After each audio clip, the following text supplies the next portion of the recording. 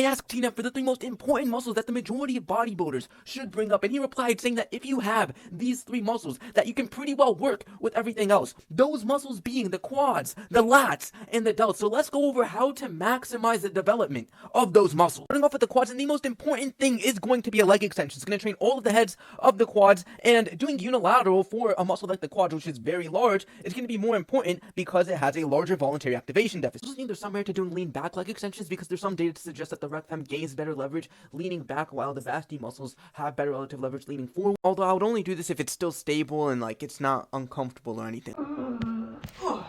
Another thing that you can throw in is static stretching for your quads to get stretch-mediated hypertrophy in the rectus femoris, and it has some other benefits as well. You guys know I do not think you need a squat pattern to maximize quads because the data is just not there, but if you want to be extra sure and throw in a squat pattern, I think a single leg press is the best option. Doing a single leg is going to lead to more motor recruitment to the quads. It's also going to lead to you having to load up way less plates. It's going to be less cardiovascularly demanding. It's just peak. You could throw in a hip flexion exercise to bias the upper region of the rec fem, but I mean, I don't really think that's aesthetic that many people are looking for. On to the delts, starting off with the front delts, and a top half range of motion overhead press is great for biasing this region, although it's not going to be the best when it comes to maximizing growth because we're not really able to do it unilaterally, and it's a multi-joint exercise. Front raise hardest with your arms by side is another great option because it's hardest where your front delts have great leverage during shoulder flexion, and it's going to be a single joint exercise, so more motor recruitment to the front delts, and you can probably find a way to perform it unilaterally as well. For the side delts, like, nobody can disagree with the lateral raises. Like, lateral raises are the most agreeable exercise of all time. Like, it's unilateral, single joint.